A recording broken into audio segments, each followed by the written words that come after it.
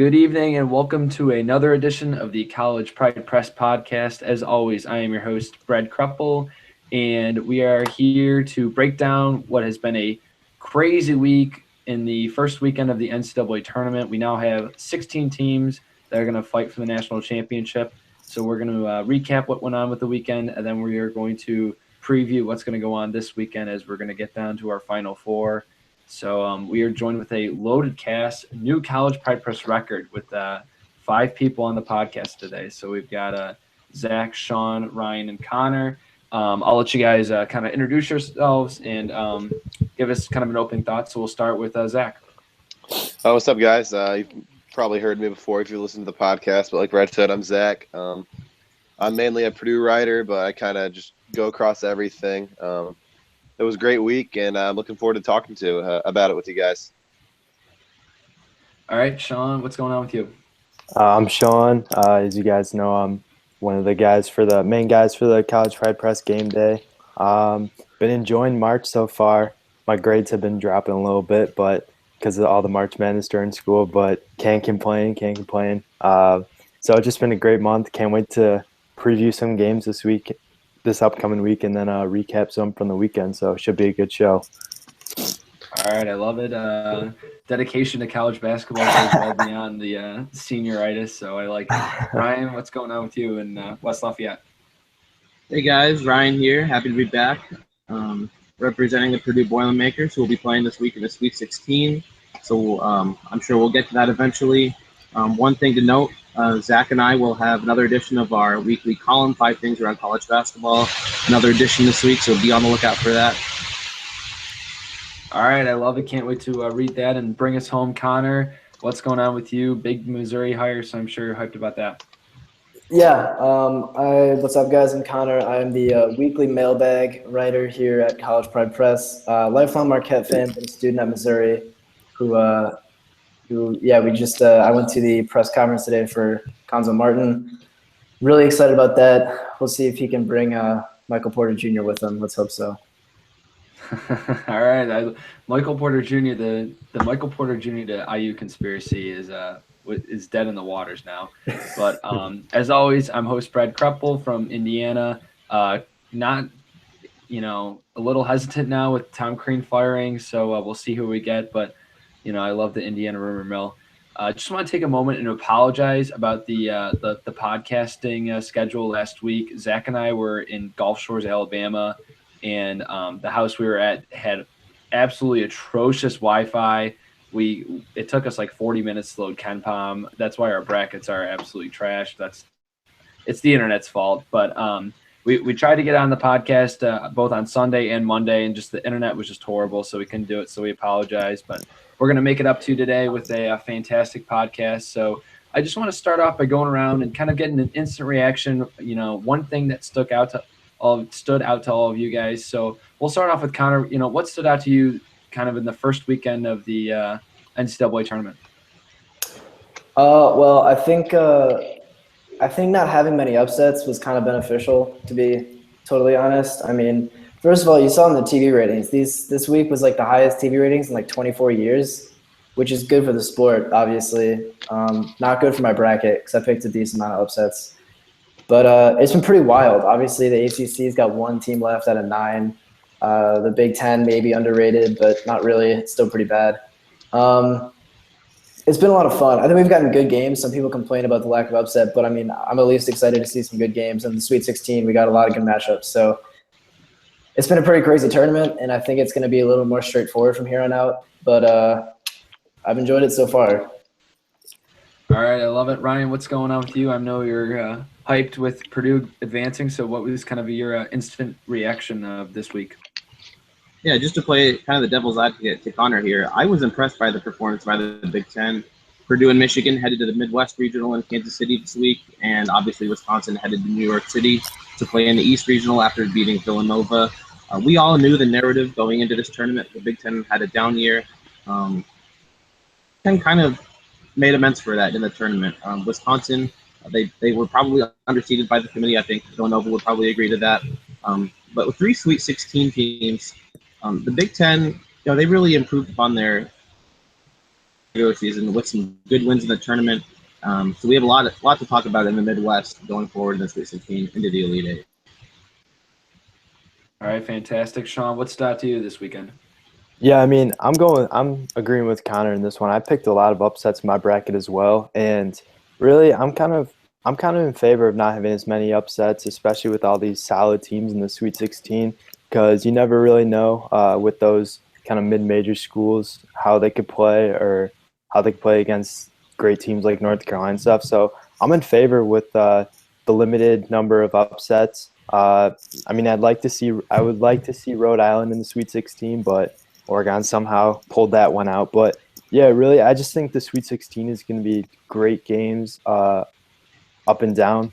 I don't think really any team is overly favored at this point, except North Carolina is obviously everyone or a majority's favorite.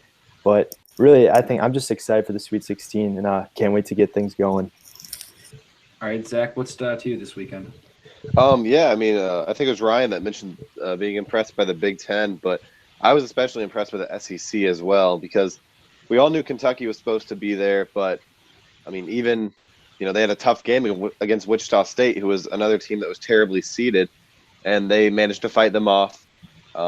Florida absolutely pummeled Virginia, which I don't know how many of us saw that coming. And then obviously South Carolina beating Duke last night, which was tremendous, I'm sure, for 95% of America to see. But I was very impressed by their play, very impressed by the SEC's play, and as a whole. And I'm looking forward to seeing what each of those teams can do in the Sweet 16. Yeah, I'm going to mention a little bit what you guys touched on. It's the seeding. There were not that many upsets, but the thing was the seeding was clearly all over the place. The Middle Tennessee was an 11 seed, and they were favored in Vegas. I mean, it just seemed like some of the seeding was lopsided. Matching Wichita State and Dayton up was horrible by the selection committee. Both those teams are Sweet 16 quality teams, and they both were way underseeded in my mind. Wisconsin, that they were way underseeded, and Villanova ended up paying for it by taking the loss in a first weekend knockout, as I predicted by many. But I'm kind of surprised that there weren't as many upsets because this year was so fluid. The top teams were really not that top tier as compared to other years. So I thought that there'd be a few more upsets because the top and middle tiers are not as good as they usually were, and I thought that the some of the mid majors were going to be able to pull off some upsets, but it just didn't work out that way. But we've got 16 fantastic teams ready to battle it out, and I can't wait. So next we're going to talk a little bit about I want to get one game now. Zach already mentioned the Duke game. We're all excited that Duke lost that game, except for Mark Stouffer. But one game that you guys were most surprised by, either in the first round or the second round, watching, maybe a player or someone that you were most surprised by. So we'll go with Zach. Okay, putting me on the spot here. I'm going to go with South Carolina actually because I'd watched them a couple times this year and was extremely impressed by their athleticism and their defense, but their offense continually left something to be desired for me. And I didn't think for a second that they would have a 65 or 60 some point half against Duke, which was absolutely tremendous for them.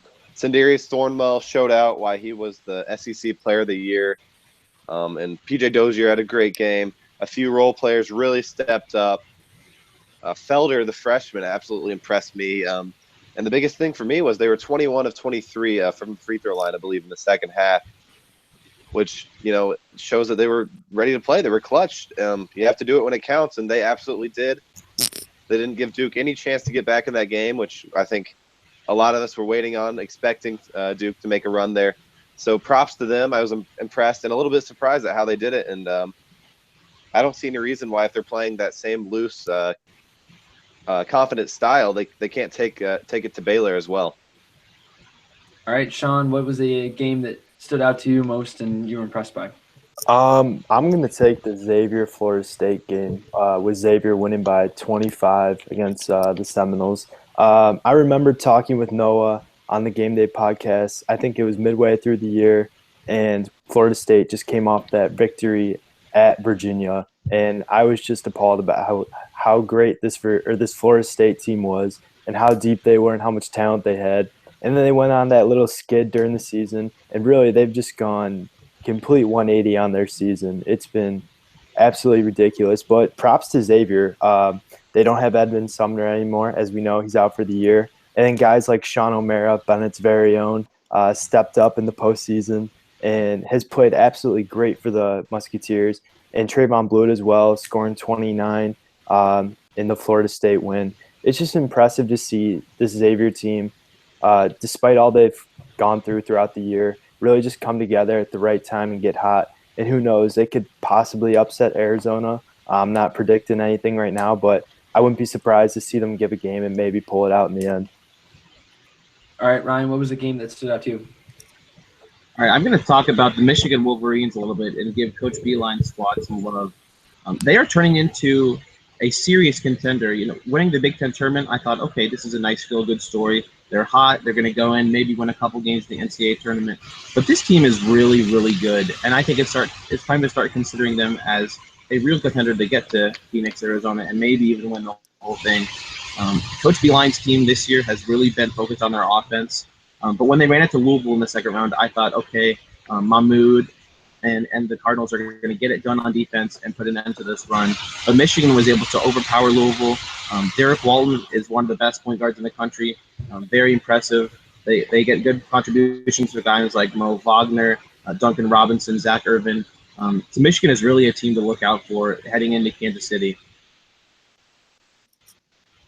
All right, Connor, bring us home. What game that stood out to you? The game that stood out to me the most, and the way probably it surprised me the most, was West Virginia Notre Dame on a early Saturday morning. I was really prepared for Notre Dame to win that game, not handily, I would say, because West Virginia is a good team, but I felt like everything that West Virginia forces opponents into doing the worst, Notre Dame does a pretty good job. They don't turn the ball over. They shoot the three really well. They take care of the ball. They typically are able to play at their own pace. And the Irish came out and they looked stunned at what it's like they had no idea that West Virginia was a pressing team. Mike Bray, who I think is one of the more underrated coaches in the country, it seemed like he had no idea how to attack a press. VJ Beecham couldn't hit a shot for his life. Bonzi Colson was getting outmanned down low. I think it was only a matter of time until they kind of realized we can only get by so far with a 6'5" center. But yeah, Matt Farrell looked pretty shaky. Steve Asteria, I don't know where Steve Asteria's been for the last month, to be honest. But I was pretty confident they'd be able to handle the game. But yeah, West Virginia came out and punched in the mouth, and any time I felt like Notre Dame might get back in it, Javon Carter hit a big shot to kill all their momentum. So I really think that West Virginia, if they can continue shooting like they have been, because I think their defense is going to be there, but their offense is going to win them the games. If they keep shooting like they are, I really see them coming out of that West Regional.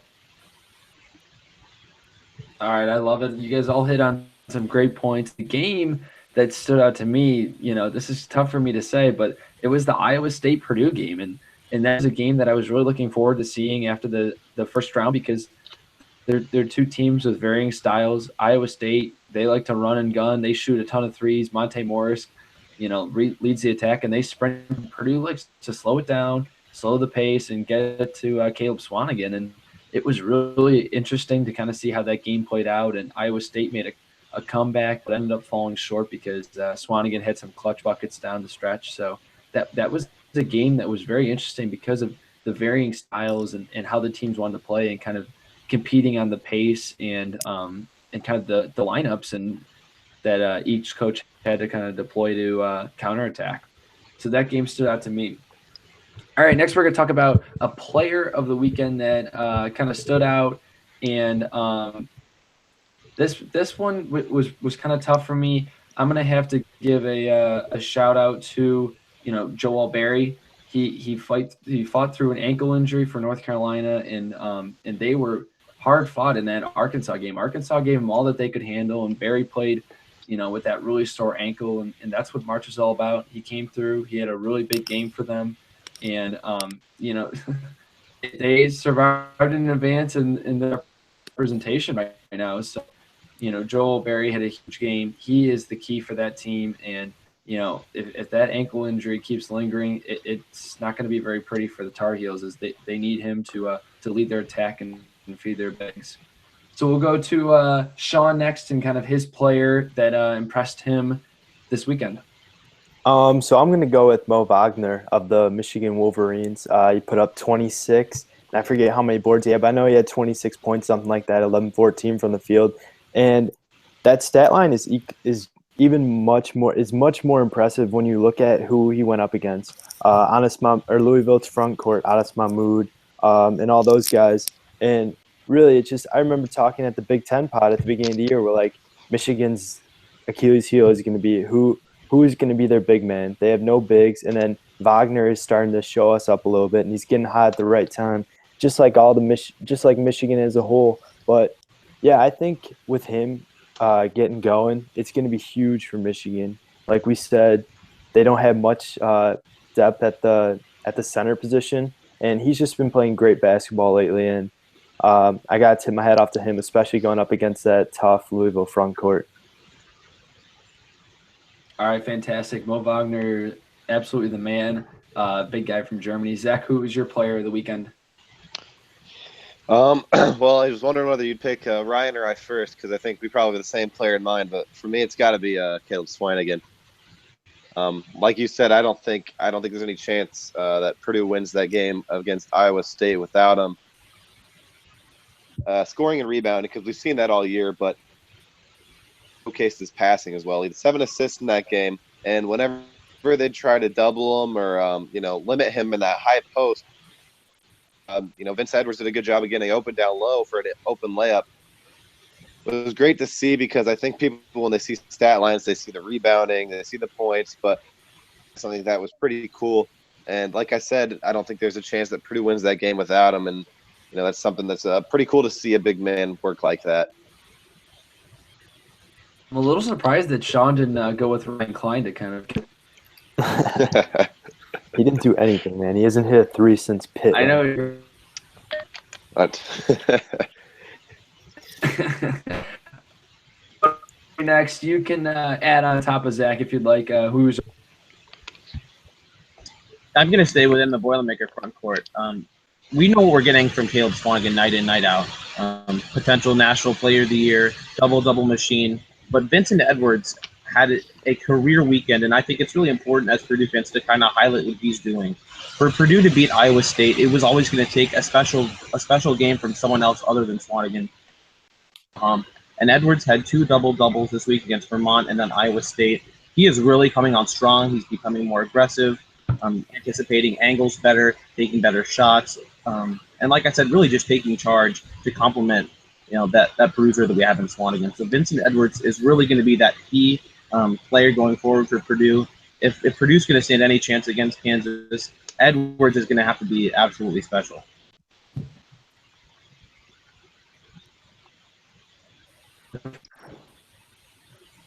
We lose Brad there. To play well. All right, Connor, who was your player of the weekend? As much as I would like to give it to Sindarius Thornwell, we did kind of touch on him a bit. So I'm going to go with my guy Tyler Dorsey over at Oregon. I think he had a phenomenal weekend. He had a great game against Iona. He wasn't ridiculously important because they won that game pretty handily. But the game against Rhode Island, he really dug him back in it. He's just such a great pure scorer, and I love to watch him. He's so much fun. As much as I like Oregon, I was kind of pulling for Rhode Island because that would have been a fun story. But he was just so good there down the stretch, especially with that dagger 3 at the top of the key. If Dylan Brooks is off to the NBA after this season, he's going to be the guy there in Eugene next year. So this has been a pretty fun preview of what he's capable of, and he's been a lot of fun to watch this weekend. And hopefully it's going to continue because I have him in my Final Four. Wow, the Ducks without Chris Boucher, they need that shooting, and they look pretty good without them. All right, so now we are going to start previewing the Sweet 16. Great couple games, 4 games on Thursday, 4 games on Friday. But we're going to do it by region. And so we're going to start off with the Midwest region. So first game up is Kansas and Purdue. And obviously the Boilermakers, big Sweet 16, after not winning a tournament game the last 4 years. Big game, and they're going to face the Kansas Jayhawks. And this is another game that it's going to kind of be styles. Kansas is all point guards, and Purdue's going to want to get to their bigs. So I'm going to let Ryan and Zach take over as they're the kind of Purdue guys and let them talk a little bit about this game and give you guys a little preview. So we'll hand it off to you guys. All right. Yeah, I'll kind of touch on it first. I watched this Michigan State game, and I gotta say, Kansas definitely looked very scary down the run in that second half there. It can hurt you most, actually. And it's funny because I think the potential national player of the year, Frank Mason, isn't even the best player in his team, because I think it's got to be Josh Jackson. His athleticism is crazy. He shoots very well, which surprised me a little bit. I didn't realize how well he shot.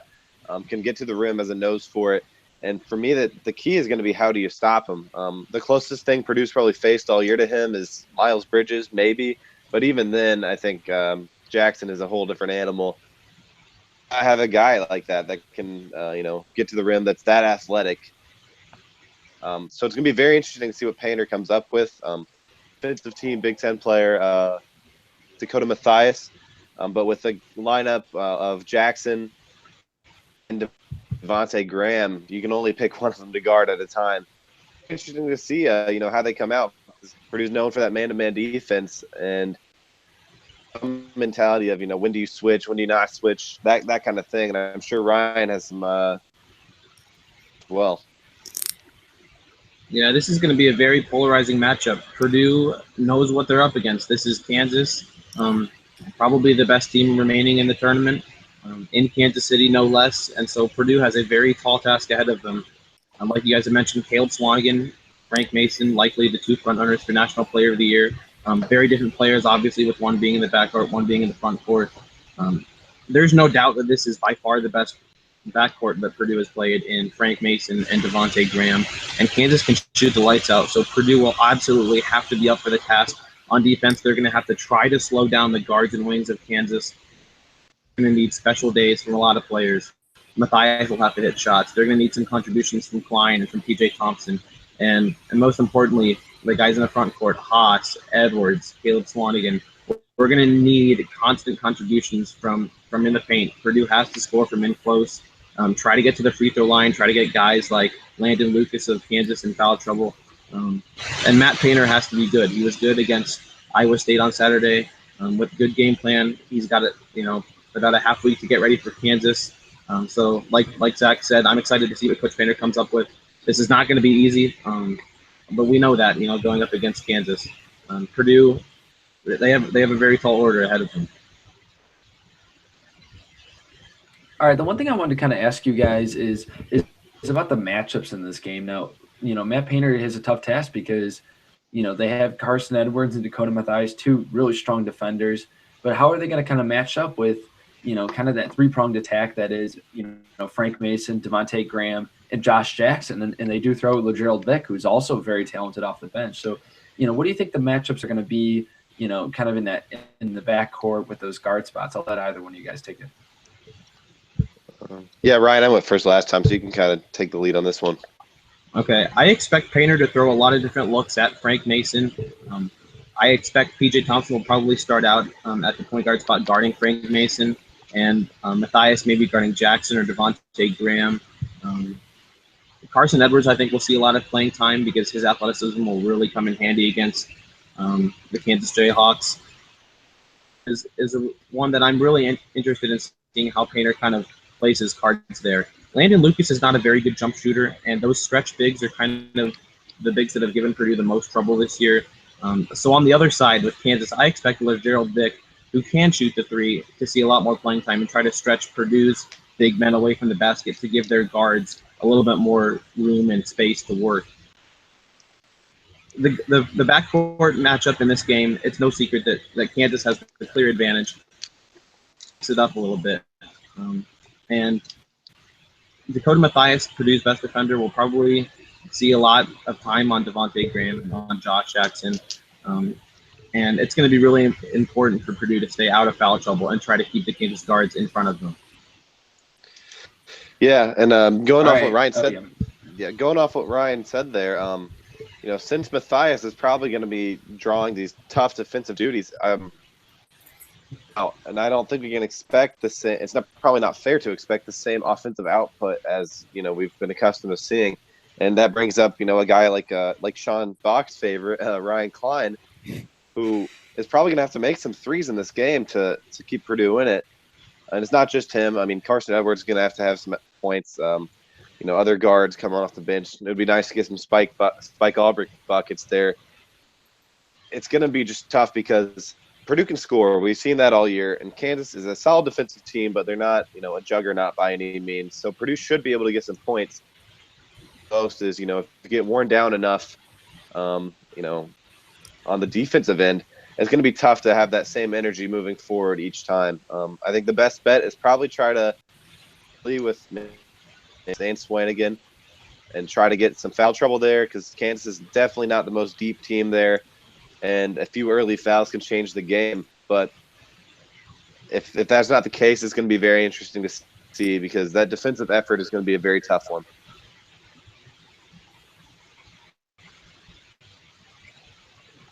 All right. You there, Brad? But who are you guys picking in this game? Well, Zach, you picking Purdue or Kansas? Oh man, you know what? Yeah, I'm going to my heart. Zach, are you picking Purdue or Kansas? I got to go with my heart in this one. It's telling me to override my brain. I got to go Purdue with this one. There's every reason in the world to say Kansas, but I think somehow, some way, Purdue is going to get this one done. All right, I'll refrain from making an official prediction. I'm going to say that I think this is going to be a close game, closer than people may think. Purdue's going to throw a lot of different things at Kansas. I trust Coach Painter to come up with a good game plan. I think we're going to get a good game on Thursday night.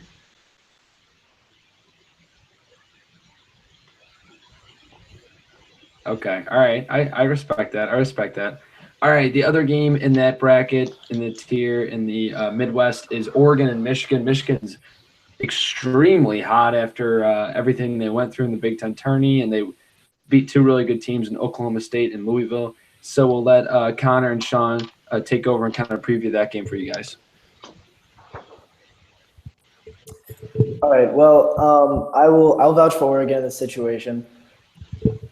I think their keys to winning the game is they've got to make their shots because Michigan, I don't think has the talent defensively at least to keep up with them. Obviously, like I mentioned, Tyler Dorsey's been huge this tournament. He's going to have to stay huge. Dylan Brooks is, I think, probably got to stop playing. He's playing a little too much hero ball, which I'm never a fan of. And I think he forces a lot of dumb shots. He forces a lot of stupid drives that kind of result in either turnovers or forced missed shots late in the shot clock. Jordan Bell, I think, is going to be huge. He's going to be a big piece on both ends of the floor because defensively he's going to have to slow down Wagner, who's obviously having a monster tournament. But then also he's got to be able to make sure they can score in the post and either clear the lane out a little bit for, if Dylan Brooks needs to drive, he can't have it too clogged. And Jordan Bell's going to be a big part of stretching that out because when Boucher's not there, it's really, really easy for opposing defenses to kind of, stay close to the lane a little bit because Oregon likes to drive. And if Boucher is not a threat to step out and shoot it, because Cavell Bigham-Williams definitely is not, then it's pretty big for Bell to be able to space the floor a little bit. Offensively, I just think they got to keep working the ball. Peyton Pritchard is a really underratedly good point guard. I mean, if you're a freshman point guard starting on a team with veterans like that, and you're playing this deep into the tournament, that's a lot of weight to carry. So I think he's done a really good job. It's gonna be fun to watch there for the next couple of years, but I think he can't. I don't think he can get too caught up in the moment of playing on that kind of a stage. I think he's up to the task. He's been solid so far. He doesn't make that many mistakes. So as long as Oregon, plays Oregon basketball, they recently they've been playing down to the level of their opponents a little bit, and I'm worried they'll do that this weekend. But as long as they stay on top of their game. Obviously Dylan Brooks is one of the best players in the country, definitely one of the most clutch players in the country. So as long as he's on, I think they should be fine. Yeah, I think it's interesting because both these teams have. Yeah, Well, I was gonna say it's interesting because both these teams have very high octane offenses, and obviously that's Michigan. Michigan's has a little issue with defensive consistency. I mean, we saw in the Oklahoma State game. I think the final score was like what 90-80 or 90-88 or something like that, and Oklahoma State has the best offense in the country, and Oregon's is not too far behind, and Oregon has a little bit better defense than Michigan does. And I think that in order for Michigan to win this game, it's going to have to be a shootout because I don't know if they'll be able to. I mean, they've been playing better defense recently, but you can't really get much from Louisville. They don't have great scores at all, or consistent scores, I should say, like Oregon does. So I think it's going to be. I think Michigan, in order to win this game, they're really going to have to sit down and guard, uh, do something they haven't really done a lot this season, which is defend the 3-pointer.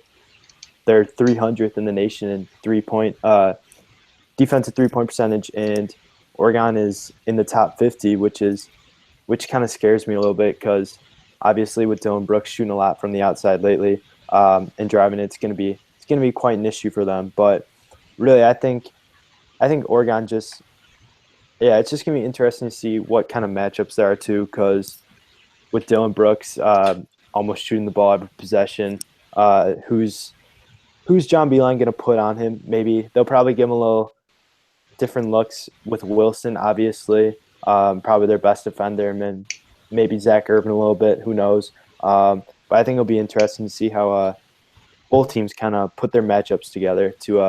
Really, it's going to be a chess match throughout the game. Two great coaches. So I'm excited to see that what each comes up with. all right. So who are you guys with Oregon or Michigan? I'm going to go with Oregon just because I think Michigan's faced a very good offensive team and a very good defensive team in Oklahoma State and Louisville. And now I think they're getting a team that does both really well. And I think that may be a little bit too much for them to handle. I like Oregon, and as much as I'd love to see the Michigan narrative keep rolling here, I'm going to go with the Ducks.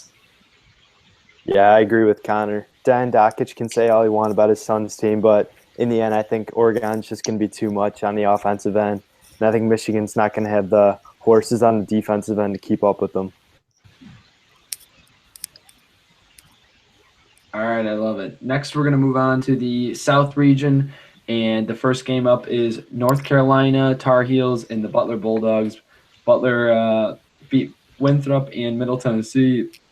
North Carolina beat Texas Southern and Arkansas. So we'll throw it to back to Sean, and we'll go with Ryan on kind of previewing this one. So what are you guys' thoughts on this game?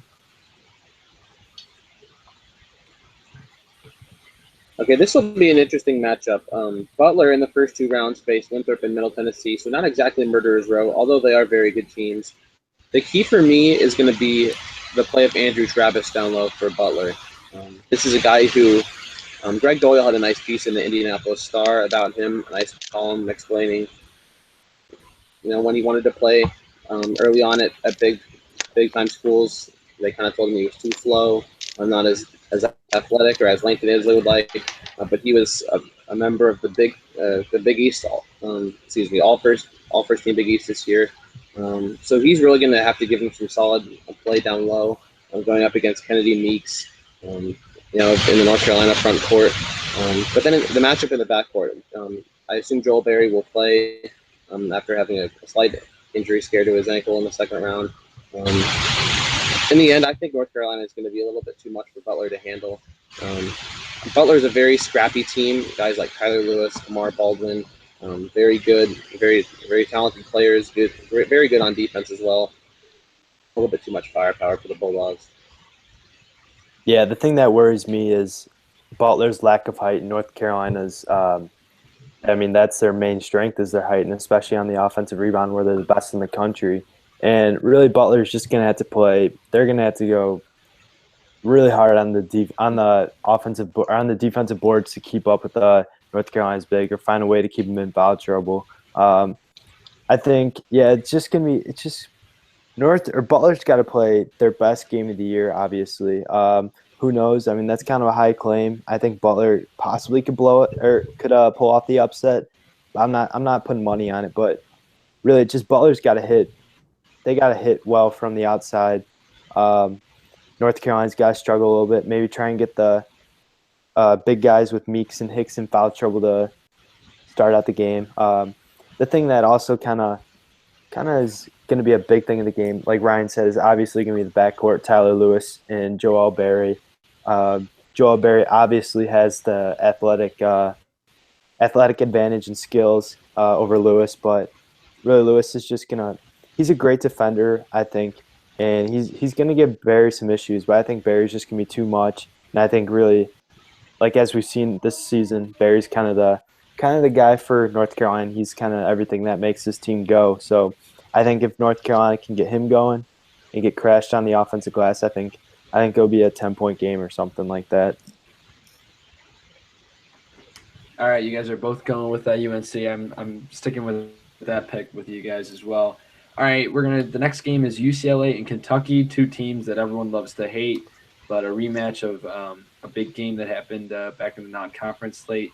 So then I'll let you guys kind of take the ropes on this one. What are your thoughts on this game? Yeah, I mean, I think rematches in the NCAA tournament are always a lot of fun because both teams are obviously very different. I think they played in November or December, sometime early in the year. Both teams have kind of gone through their growing pains and seen what works well for them that may have not worked well then. One thing I think we've seen is that Lonzo Ball has only gotten better. He absolutely took over in that second half against Cincinnati. I forget what his final stat line was, but he was flirting with a triple-double. He's a player that, we don't see very often because he affects the game in so many different ways. He's a perfect fit for that style that Steve Alford wants to run out there. Getting up and down the court, and he's the perfect man to be out there. I think Bryce Alford should thank him as much as he can at the end of the season because he's absolutely made his senior season a lot easier with always finding him in open spots there. But, on the other side of the ball, Kentucky's got a lot of weapons there too. I don't think this team is as good as, some other Kentucky's teams we've seen, but Malik Monk can score with the best of them, and De'Aaron Fox is certainly a fellow great freshman point guard who's very quick, sees the court well as well there. So it's going to be fun to see the styles again. The last game was absolutely up and down. I think the final score was like 97-92. So I expect a lot of scoring again because I think that plays into both teams' hands. But, maybe Kentucky has found a way to buckle down on the defensive end a little bit more here. Yeah, Zach, I completely agree with you. I think the one thing that's changed most since they played back in November, early December, whatever it was, I think the one thing that's changed most is that Kentucky's learned to play defense a little bit better. I think De'Aaron Fox is going to do a pretty good job on ball just because of how long and quick he is, and how quick his hands are when trying to enter the passing lane. And even down low, I think Bam Adebayo is probably gonna give Thomas Welsh a little bit of trouble on his mid-range jumpers that he is so good at. I think TJ Leaf's gonna be kind of an X factor because I guess Cal would probably have Gabriel or Derek Willis guard him, and I don't think either of those guys are capable of following him all the way out to the 3-point line. So I think he's gonna have to look to score at every opportunity this game. I do like Kentucky by a little bit, just because Monk I think is kind of due for a big game. Feels like he hasn't had one this tournament, and if there's going to be a time that he needs to break out, it's going to be now. Yeah, I mean my heart tells me UCLA just because I hate Kentucky, but I really think the Wildcats have started to put it together a little bit. Obviously, they squeaked by in a couple of close games there. Northern Kentucky should not have been in that game as long as they were. But I like the Wildcats. I don't think LeVar Ball can chip in his 2.2 points a game to get anything else done. So yeah, give me Kentucky by a few, and I think this is the Malik Monk breakout game in the NCAA tournament. All right, Zach, are you following suit with him, or are you going the other way? This is a really tough game for me to pick because I think both teams have flaws and that are covered up by their strengths, and it's going to come down to who can exploit the other's flaws in that way. I'm going to go opposite of Connor here. I'm going to take UCLA. I think their offense is a little too much. They have so many weapons, and I think Lonzo Ball is tremendous at finding them. So I'm going to go UCLA, but I think we can probably both agree it's going to be in a very close game and most likely a very entertaining game as well. All right, that's fantastic. Next, we're going to move over to the East region, where the Villanova Wildcats will face the Duke Blue Devils. And wait, wrong bracket. Had to throw a little shot in there. Everyone was hyping up that East, and it's completely different. First game up, Wisconsin against Florida, and this is going to be a fantastic game. So we'll let Ryan and Sean talk about this one and preview it for you guys. All right, I'll start with this one, Ryan, if that's all right with you. No problem. All right, so I think obviously Florida, two very contrasting styles. Florida's more of a up-tempo style type of team, and then Wisconsin obviously lulls you to sleep a little bit, and then before you know it, they put up a basket with like 2 seconds left on the shot clock every possession. So that'll definitely be something to watch, how both teams adjust, see who can kind of control the tempo a little bit. Nigel Hayes has been great lately for Wisconsin, as much as I hate to say it, but it'll be interesting to see how the Florida matchup with Florida will match up with Ethan Happ and Nigel Hayes. It'll be interesting to see how those guys kind of go, because Ethan Happ really hasn't been doing much from what I've seen in the NCAA tournament and maybe the past couple weeks or so. So if he can get going, that'd be a nice boost for the Badgers. And then you got Bronson Koenig versus Casey Hill, which will be another great matchup at the point guard position. Really, I just think these two teams, as far as matchup goes, they even up they're very even matchup wise. But I don't know. It's March. I got to go with the bet. I'm leaning toward the Badgers a little bit, because I think the way they've been playing, especially with Koenig playing at such a high level, and same thing with Hayes. I feel like Ethan Happ is going to play great. I think Florida is definitely going to miss their big guy that got hurt earlier in the year, Abignu, I think his name is. And I think that void in the middle without him is going to cause Florida issues. And I think Nigel Hayes is going to have a great game along with Ethan Happ. The Badgers are due, since they don't have to worry about Virginia anymore, they're due for a Final Four run, so I think they'll get this one.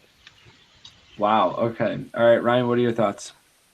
Yeah, staying with Wisconsin, they looked dead in the water, as recently as 2 to 3 weeks ago, but with a couple of home losses, and they got blown out at Michigan State, at Ohio State. But credit Wisconsin's seniors and their coaching staff, Greg Gard and his assistants. A remarkable job to get them back into the Sweet 16. Like I mentioned earlier, they were underseeded by the committee, but no matter in Madison, as the Badgers are back in the Sweet 16. All 4 years for this senior class, including Vito Brown, Nigel Hayes, Zach Schulter, and then Bronson Koenig. This is a very scary Wisconsin team. Like I mentioned, they looked cooked, 2 to 3 weeks ago at the end of the Big Ten season. But they're a very formidable team now. Florida's really going to have their hands full. Will want to get out and run and try to speed up the game. But Wisconsin is one of the best in the nation at playing at their pace. And their guards, Showalter and Koenig, are going to try to slow things down. They're going to try to play through Ethan Happ down low, as Florida probably won't have a great answer for that. Play from the outside in, kick it out to their shooters. This is going to be a very intriguing matchup. We have two teams kind of on the opposite ends of the spectrum. I think this is going to be one of the better games of the weekend. Probably underrated. Not a whole lot of people are talking about this one, but I think this is going to be a really good one. All right, who are you going with? You going with the Badgers or the Gators? I'll roll with Wisconsin. I think Wisconsin gets it done. Wow, Big Ten keeps turning along here. Big Ten. All right, next game up in the East region is Baylor against South Carolina, and a matchup that most people did not think was going to happen. So Zach and Connor, I'll let you guys take this one and give us your thoughts. Yeah, I mean, I thought Baylor was one of those teams, those higher seeds that snuck by in the earlier round. I think there were about 4 of them, Arkansas and UNC comes to mind, and there's at least a couple more. But all that matters is that they're there in the Sweet 16 now, with an enviable position for a 3 seed, because normally they have to go up against the 2 seed, and Duke looked like a very tough 2 seed at that. But South Carolina, credit to them, they came out and showed that maybe the SEC isn't as weak as we thought it was. They got plenty of good tests there, and they took it right at Duke, which excites me because that style was a lot of fun to watch. They weren't scared at all. They have a great senior leader in Sindarius Thornwell. So when I look at that matchup, I think that it's going to be key that they come out the same way and that they're not scared. They're playing loose. Frank Martin had them extremely ready to play. And I see a Baylor team that with a lot less talent. So I don't think that they'll be as scared as they were on paper. But Baylor does present a lot of tough matchups for them, especially down low with Motley. And then, you always got LeCompte on the outside lurking where, he can hit a shot from anywhere in the gym. So I think it's going to be a lot of fun to see because there's so many weapons on both sides of the ball. And I think both teams are probably defensive at their core. So maybe the team that gets going offensively is the one that is going to come out on top. All right, Connor, what are your thoughts on this game? I don't think Baylor has looked like a 3 seed since mid-January. I'm really not high on them at all. I don't think they have much to their game besides Jonathan Motley, and then obviously yesterday against USC, Emmanuel LeCompte had to play a little bit of hero ball. Which is important if he can make shots and if he can get to the lane. I think they should be fine. But I love the way South Carolina's been playing. Obviously, I didn't like it against Marquette because, of course, I kind of wanted Marquette to move on. But South Carolina shot horribly over the course of the regular season, but they've absolutely caught fire the last few days. It's one thing for them to play 2 days, like a day apart. But if they have to go an entire week, I have a feeling their hot hands might cool down a little bit. But if they can't, I think, number one, obviously offensively, they'll be able to hit their shots. Sindarius Thornwell is absolutely phenomenal. He's been so good this tournament. And then physically, they're just going to beat the crap out of you. They wear you down, especially with Baylor, who's pretty susceptible to giving up big leads pretty early. Like you saw it against New Mexico State. I don't know much about New Mexico State, but I'm pretty sure they don't have a good enough defense where they can, keep Baylor away for the remainder of the game, obviously. South Carolina definitely does. If Baylor gets down early, South Carolina is not a team. Obviously, you saw with Duke, they built a lead and they wouldn't let Duke get back into it no matter how hard they tried, no matter how many shots they took. So I really, really like South Carolina. I like them to come out of this region as long as their offense can stay pretty hot. I think Dwayne Notice is going to be key. He had a huge game against Duke. PJ Dozier has been awesome. He's got to take care of the basketball. He's got to watch his fouls a little bit. But, they play physical. They play really tough. And I really, really like them. I like them to win this game pretty handily. I don't think it's going to be that close. Wow, okay, pretty handily. That's quite a statement there, but that'll be very interesting. Different matchup than we were expecting to see, but we will see how it kind of chalks up. Last region we're going to talk about is the West, and Gonzaga and West Virginia have advanced, as we recently talked about West Virginia. Gonzaga team, not a lot of people are talking about, coming from the WCC. They're very underrated as a 32-1 team, but they're going to face West Virginia, and they're going to have a week to kind of prepare for that press. So I'll give this one to Zach and Sean. What are your thoughts on this game? Sean, I'll let you go first here. All right. Well, obviously, West Virginia, as we all call them.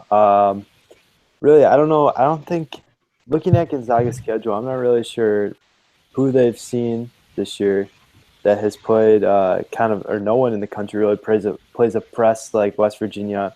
So I don't even know if a week is enough to prepare for that. But because we saw Notre Dame, one of the least turnover-prone teams in the country, struggle against it. But granted, they had only a day or two of preparation. But really, I don't know. I haven't seen Gonzaga enough to really know who can handle the ball other than Nigel Williams-Goss. You got Josh Perkins and Jordan Matthews, but I'm not sure how comfortable they'll be with that press. And really, it's just I think West Virginia in the end. I don't know. It just they've been playing well. Obviously, that win against Notre Dame was a statement win. Javon Carter, he's been playing absolutely out of his mind lately. He looked really good against Notre Dame, but I think I want to say Gonzaga, but just because Karnowski and Collins have played so, or Collins has played so well, Karnowski hasn't really had too great of a tournament, but really, I just think West Virginia is just too talented and just too athletic. I mean, you see a team like Notre Dame who is so smart on the offensive end, limiting turnovers, making right passes, hitting shots, all that. And West Virginia just made them look like they've never played basketball before, kind of like Indiana this year. But really, it's just I think West Virginia is just going to be too much. Gonzaga, like I said, I don't know. I don't feel comfortable with them handling this press for the rest of the game or for the whole game. So I think I'm going to take West Virginia by a couple points in this. But I mean, I could see Gonzaga somehow winning, but really, I just think West Virginia is going to be too much. In the words of the great Randy Jackson, it's a no from me, dog. Gonzaga, baby. All right, Zach. I know. I had to put that in there. Zach, what are your thoughts on this game? Brad's been talking about all night, so he's waiting for the opportunity to let it loose there. But I'm gonna have to go the opposite way of Sean here. I do like that West Virginia team. Their press is very tough to prepare for, and obviously Gonzaga has seen nothing like it. But I think that they have a great combo down low, specifically with Karnowski and then Collins, of course, a very talented big man. Karnowski is just such a load to handle. He's a big guy. Obviously, everyone knows that. But then they have such good outside play to complement it. I mean, Nigel Williams-Goss is, an All-American candidate. As it says, some other players out there like Perkins. So much talent on this team. They're so deep. And I think that depth is key in handling this press, because the press, it wears you down. It tires you not only physically but mentally, having to break it again and again and again.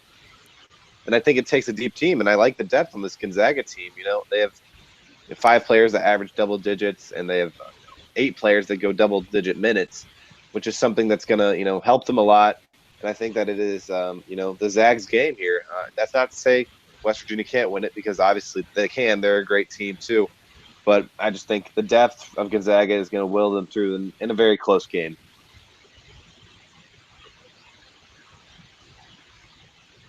All right, final game that we're going to be talking about, the last game in the West, 11 seed Xavier, who seemed like they wouldn't be able to make it in the tournament for a time after they lost at Sumner. They're in the Sweet 16 now. They're going to face number 2 team Arizona. So Connor and Ryan, what are your thoughts? We'll start off with Ryan. Okay, we got an intriguing matchup out west. I had Arizona in my Final Four, and I'm going to stick with that pick. Alonzo Trier is on a roll. The Wildcats are playing well at the right time, ramping up the defensive intensity. They got by St. Mary's, which I think will help them in the next round, having played a close game already. And the intriguing storyline to watch, obviously, Sean Miller coaching against his former team in Xavier. Like you mentioned, Brad, Xavier looked like a bubble team. They got into the tournament 16 after shellacking Florida State. But I think Arizona will take care of Xavier and get to the Elite Eight. All right, Connor, what are your thoughts here? I think if I don't think all of these games in the Sweet 16 can be good games. So if there's anyone that's going to be a blowout, it's definitely going to be this one. If you think Sean O'Mara and Rashid Gaston can play any sort of defense on Dusan Ristic and my guy Lord Markkinen, you are insane, because they can't. I think they might get close for a while, but I really think Arizona runs away with it just because of their talent at every position. Obviously, you have the names Trier and Markkinen, but Raleigh Alkins has been great, and he's going to be able to handle the ball. Kobe Simmons coming off the bench. I think he's one of the more underrated players in the Pac-12. I love Kobe Simmons. And obviously, Ristic inside he's ridiculously consistent, if anything. And obviously, Xavier Blewett's going to get his points, but I think they're going to force McCure to jack up a lot of ill-advised shots, because he tends to do that. I think this one's going to end up getting away from Chris Mack and the Musketeers. Sean Miller is going to beat the crap out of his former school, and I'm really excited to watch it. I don't like Xavier. I love Arizona. So let's do this. I'm ready to go by like 20. Wow, I love it. I think you could be right on the money there. You know, Xavier could just kind of run out of gas, especially that Sumner, and they're not going to be able to hold them inside. Definitely good points. We'll have to watch that coming up this weekend. But first, before we kind of close here, I want to get everyone's Final Four pick. It's a lot easier now that we have only 16 teams left. So not having a podcast last week makes us look a little bit smarter. So, Zach, what is your Sweet 16 as it stands right now? All right, Final Four. Final Four. Yeah. That's right. You know, I said it when the plane crash happened that the story was too good for Michigan, and I'm sticking with the Team of Destiny label there. You know, it's all about who's playing well at the right time, so I got them coming out of the Midwest. Out of the South, on that same side there, I'm a big fan of North Carolina. I think that they're a very talented team. You know, they carry over a lot from last year. Justin Jackson obviously has improved an immense amount, and I like them coming out of there. I'm going to go with Ryan Berry and say Arizona coming out of the West. They have a lot of talent at every position, and Markkanen is a matchup nightmare. And then, you know, out of the East region, I'm going to go a little bit on a limb here and say South Carolina. I think that they're playing extremely well as well. I love the way that they play. It's Sindarius Thornwell is a great senior, and it takes senior leadership there to get to the Final Four. So that's my bold prediction there. All right, Sean, who's your Final Four? Out of the Midwest, I'm going to take Kansas with Josh Jackson playing at the level he's been playing at. Really, with him playing as well as he has, I don't really see them losing to Purdue or possibly Oregon or Michigan, whoever wins that game. And then out of the South, I have UCLA. I think Lonzo Ball is really just he's gonna be the catalyst, and he's just gonna offense wins games. I wouldn't say offense wins championships, but I think they'll sneak by Kentucky, and then I think they'll beat North Carolina just over outplaying them. And then out of the West, after that Notre Dame game, I'm buying West Virginia's press.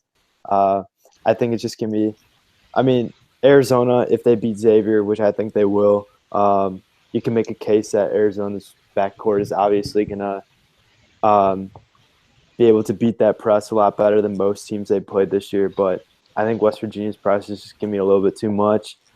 And then the East, I'm going to go with Wisconsin.